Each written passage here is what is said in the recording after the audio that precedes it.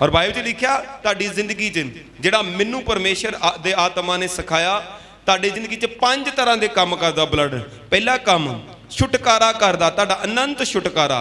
दूजा काम तुहाडी परमेश्वर दे नाल संगति करन। और तीसरा काम चंगियाई।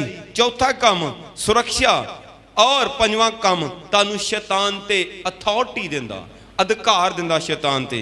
बाइबल च लिखिया परमेश्वर दा ब्लड जो तुसी यीशु मसीह कोल आने आ, ओ जो तुसी ओनू अपना प्रभु ते मुक्तिदाता मानने आ, तुसी अपने पापां दी तौबा करने आ, ते पहला काम तुहाडी जिंदगी च प्रभु यीशु मसीह दा ब्लड तुहानू साफ करदा और प्योरीफाई करदा। पहला साफ करदा, फिर प्योरीफाई करदा, ते ओ अनंत छुटकारा हुंदा तुहाडा। और दूसरा काम तुहाडी जिंदगी ते संगति करदा। केड़ी संगति? बाइबल च लिखिया जदों आदम ने और हवा ने पाप किया ते ओ जो पाप किया वो परमेश्वर तो दूर हो गए। और जो परमेश्वर तो दूर हो गए और परमेश्वर दे नाल उन्हां दा रिश्ता टुट गया। जो वो रिश्ता टुट गया और बाइबल च लिखिया वो पाप जिहड़ा आदम ते हवा तो ही पीढ़ी दर सब मनुखां च फैल गया। और जदों एक समा ठहराया परमेश्वर ने, उन्हें अपने पुत्र यीशु मसीह नूं इस धरती ते भेजा और वो साडे लई मारिया गया, दबिया गया और फिर जी उठ्या। और उहदे लहू दे द्वारा जिहड़ा कनैक्शन आदम ते हवा दे पाप द्वारा टुट चुका सी, वो कनैक्शन फिर तो साडी जिंदगी विच जुड़ जांदा। असी फिर तो परमेश्वर दी रिलेशनशिप विच आ जाने, फिर तो असी परमेश्वर दे धीआं पुत्र हो जाने। और बाइबल लिखिया जिहड़ा ब्लड आ यीशु मसीह दा ब्लड जिहड़ा कलवरी क्रूस से बहाया गया, वो तुहानू फिर तो परमेश्वर दे नाल जोड़दा। फिर तो तुसी ओदी संतान बन जाने, फिर तो तुसी उस अधिकार दे मालक हो जाने जिहड़ा आदम ने खोया सी। बाइबल च लिखिया जद परमेश्वर ने आदम नू बनाया सी ते ओनू धरती दा राजा बनाया सी, ओनू अथॉरिटी दित्ती सी। पर जद आदम ने पाप किया ते ओ अधिकार उहदे कोल खुस गया। और बाइबल च लिखिया यीशु मसीह दे ब्लड दे द्वारा, उहदे खून दे द्वारा असी फिर तो ओ अधिकार जिहड़ा अपनी जिंदगी च वापस पाने आ। और तीसरा काम ब्लड साडी जिंदगी च चंगियाई करदा। हर तरह की हीलिंग, स्पिरिचुअली, साइकोलॉजिकली, इकनॉमिकली, फैमिलीकली। इसे करके कई लोगों की सरीरक हीलिंग हो जाती, पर उन्होंने कई सरीरक हीलिंग हो जाती, पर उन्होंने जी बाकी हीलिंग नहीं होंगी। पर बाइबल च लिखिया प्रभु यीशु मसीह दा ब्लड साडे चारों खेत्र च हीलिंग करदा, साडी आत्मा दी हीलिंग करदा, साडी आत्मा दी चंगियाई करदा। साडी जिहड़ी आत्मा वा वो जिहड़ी मरी हुई सी, वो जो प्रभु यीशु मसीह दे ब्लड के द्वारा फिर तो जीवन दिंदी और असी आत्मक तौर पर स्ट्रोंग हो जाने, आत्मक तौर पर स्ट्रोंग हो जाने। और बाइबल च लिखिया जो असी आत्मक तौर पर स्ट्रोंग होने, फिर असी साइकोलॉजिकली स्ट्रोंग होने, असी उहदे ब्लड के द्वारा असी विचारां च स्ट्रोंग होने। साडी नैगेटिव थिंकिंग वो पॉजिटिव थिंकिंग च बदल जाती, साडे जिहड़े डरन वाले विचार होंदे वो दलेरी विच बदल जाते हैं। और साडे जीवन की जिहड़ी साइकोलॉजिकली हीलिंग होंदी, साइकोलॉजी हीलिंग का मतलब तुसी फिर डिसीजन लैंदे हो डरदे नहीं। पहला तुसी डिसीजन लेंदे सी लाइफ च, तुहाडे जीवन च डर सी, तुसी अपनी हैसियत के हिसाब नाल चलदे सी। पर हुण यीशु मसीह दा ब्लड जो तुहाडे अंदर, तुसी फिर यीशु मसीह की हैसियत नाल चलण लग पैने। और यीशु मसीह के ब्लड के द्वारा तुहाडी साइकोलॉजिकली यानी तुहाडे विचारां की हीलिंग होंदी। हो सकता जब तुसी प्रभु यीशु मसीह जो तुसी प्रभु को नहीं आए और उदों तुहाडे विचार गंदे सी, तुहाडे विचारां च पाप सी, उही पाप तुहाडी जीभ च आउंदा सी, तुहाडे सुपनिਆਂ च पाप सी, उही पाप तुहाडी जिंदगी च तुहाडी फीलिंग के रूप में आउंदा सी। पर जो यीशु मसीह का ब्लड तुहाडे जीवन च आउंदा, तुहानू साइकोलॉजिकली तुहाडे माइंड नू हील करदा, तुहाडे माइंड नू चंगे करदा, तुहाडे सुपने पवित्र हुंदे, तुहाडी फीलिंग पवित्र हुंदी आ, तुहाडी इमेजिनेशन पवित्र हुंदी आ। जो तुहाडे जीवन च साइकोलॉजिकली तुहाडी हीलिंग हुंदी आ।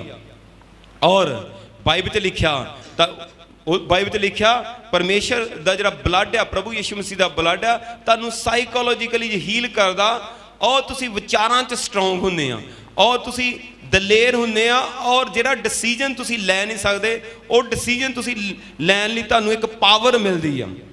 और बाइबल च लिखा साइकोलॉजिकली जो तो हीलिंग होंदी आ, फिर तुहाडे जीवन च इकनॉमिकली हीलिंग होंदी, तुसी राइट डिसीजन लैंदे आ और परमेश्वर तुहानू इकनॉमिकली ब्लैस करदा। और जो तुसी इकनॉमिकली ब्लैस होंदे आ फिर तुसी फैमिलीकली ब्लैस होंदे। कहण दा की मतलब जिहड़ा प्रभु यीशु मसीह दा ब्लड आ तुहाडे जीवन च हीलिंग करदा, हीलिंग करदा, हर तरह की हीलिंग। जे तुहाडा बिजनेस बीमार आ, यीशु मसीह दा ब्लड आ, जे तुसी ओनू लगाओगे तुहाडा बिजनेस चंगा होएगा यीशु मसीह दे सामर्थी नाम विच।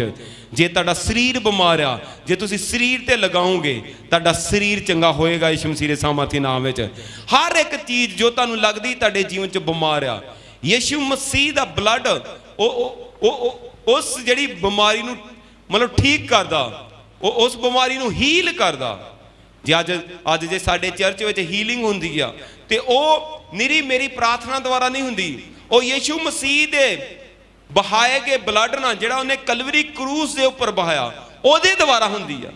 अज जे दुष्ट आत्मा तो छुटकारा हुंदा ते ओ निरी पास्टर दी प्रार्थना द्वारा नहीं हुंदा, ओ यीशु मसीह दे बहाए हुए ब्लड दे द्वारा हुंदा। इस करके जे तुसी चर्च विच आउंदे आ ते तुहानू पता होना चाहिए कि प्रभु यीशु मसीह ने मेरी खातर कलवरी क्रूस ते ब्लड बहाता अपना, ते उस ब्लड दे नाल तुहाडा छुटकारा आ, उस ब्लड दे नाल तुहाडी हीलिंग आ, उस ब्लड दे नाल तुहाडी ग्रोथ आ। जदों तुसी उस कुर्बानी ते उस ब्लड ते विश्वास रखदे आ ते हर तरह की हीलिंग तुहाडी जिंदगी च आउंदी है यीशु मसीह दे सामर्थी नाम विच।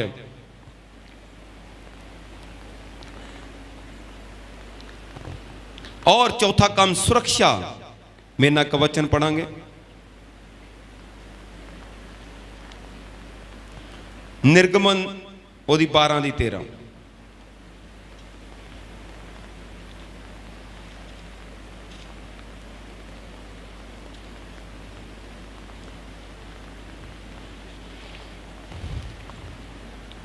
कहना और जिन घरों में तुम रहोगे उन पर वह लहू तुम्हारे लिए चिन्ह ठहरेगा, अर्थात मैं उस लहू को देखकर तुमको छोड़ जाऊंगा और जब मैं मिस्र देश के लोगों को मारूंगा तब वह विपत्ति तुम पर ना पड़ेगी और तुम नष्ट ना होगे। बाइबल में लिखा लहू ताड़ी प्रोटेक्शन करता। पुराने समय में जब इजरायली मिस्र देश में सी और परमेश्वर ने उन्होंने एक विधि दसी सी कि तुसी बकरे का लहू लैके और मेमने का लहू लैके तुसी अपने घरों के चारों दीवारों ते लाना, और जो तुसी अपने दीवारों ते लगाओगे मौत तुहाडे घरों च एंटर नहीं करेगी। और बाइबल में लिखा जो उन्होंने ये विधि नूं पूरा किया तो मिस्रियां दे जिहड़े पलौठे सी वो मारे गए, पर जिहड़े इजरायलियां दे पलौठे सी उन्होंने कोई हानि नहीं पई। कहने का की मतलब है कि यीशु मसीह का ब्लड तुहाडी प्रोटेक्शन करदा, तुहाडी सुरक्षा करदा, तुहाडी सुरक्षा करदा, तुहाडी मौत तो सुरक्षा करदा, तुहाडी हर चीज तो सुरक्षा करदा। इसे करके चर्च में तुहानूं दस्सिया जांदा जो तुसी अपने घरां चों बाहर जाना जां अपने व्हीकल ते जाना, अपने हर चीज़ नूं अपने ब्लड विच कवर करो, क्योंकि जिथे ब्लड आ उथे परमेश्वर का आत्मा आ और उथे स्वर्गदूत आ। और बाइबल में लिखा जो तुसी ब्लड नूं अपने शरीरां ते अपनी बॉडी ते और अपने बिजनेस से अपने व्हीकल ते हर जगह लगाउने तो तुहाडी सुरक्षा हुंदी, तुहाडी सुरक्षा हुंदी। और जो तुसी हर टाइम इस सुरक्षा नूं चेते रखदे आ, अपने हर चीज़ नूं ब्लड विच कवर करके ते तुरदे आ, और बाइबल के अनुसार स्वर्गदूत तुहाडी प्रोटेक्शन करदे और तुसी मौत तो भी बचे रहने यीशु मसीह दे सामर्थी नाम विच। और पंजवीं चीज़ अथॉरिटी, तुहानू अथॉरिटी दिंदा, तुहानू अधिकार दिंदा शैतान ते। मेरे नाल पढ़ांगे प्रकाशित वाक्य 12:11।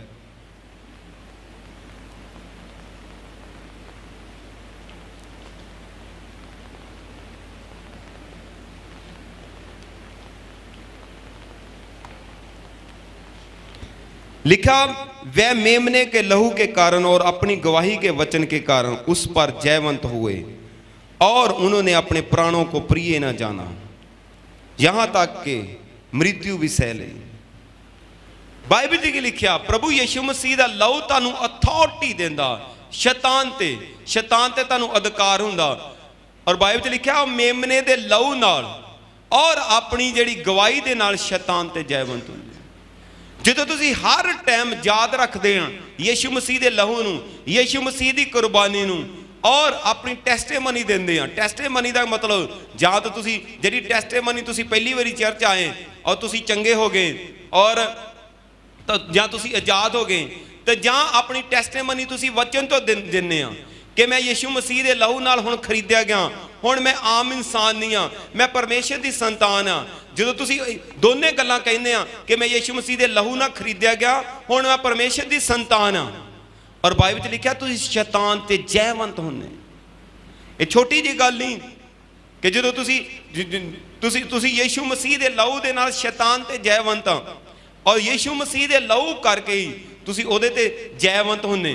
और जो तुसीं देखते हैं चर्च विच जो दुष्ट आत्मावां जांदियां वो यीशु मसीह दे लहू करके, क्योंकि जे कोई परमेश्वर दा दास है जां विश्वासी आ तो परमेश्वर प्रभु यीशु मसीह दे लहू करके ही वो दुष्ट आत्मावां ते अधिकार उन्होंने मिलता।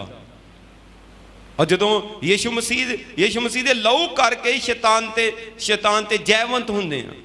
और जो तुसीं अपनी टेस्टेमनी नूं लोकां नाल शेयर करदे आ और जो अपनी टेस्टेमनी दसदे उन्होंने दसदे आ कि हुण मैं यीशु मसीह दे लहू द्वारा खरीदिया गया वां, मैं पिता परमेश्वर दी संतान हाँ, तो बाइबल च लिखा तुसीं शैतान ते जयवंत होंदे, तुसीं शैतान ते जयवंत होंदे।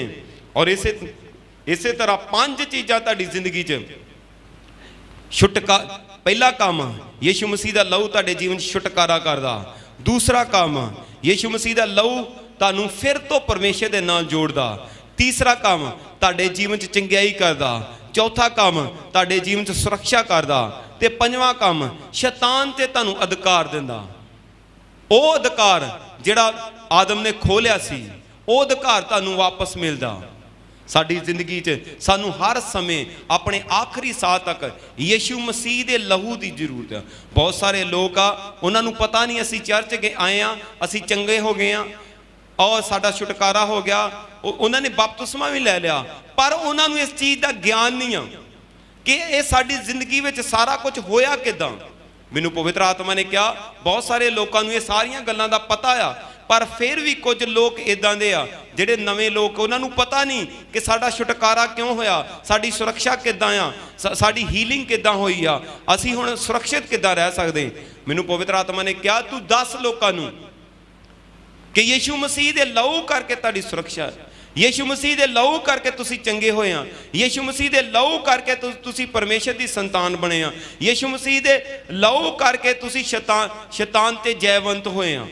तो जो हर टाइम तुसी यीशु मसीह दे लहू दा आदर करोगे और यीशु मसीह दा आदर करोगे और बाइबल च लिखा तुसी शैतान ते हर टाइम जयवंत होंगे यीशु मसीह दे सामर्थी नाम विच।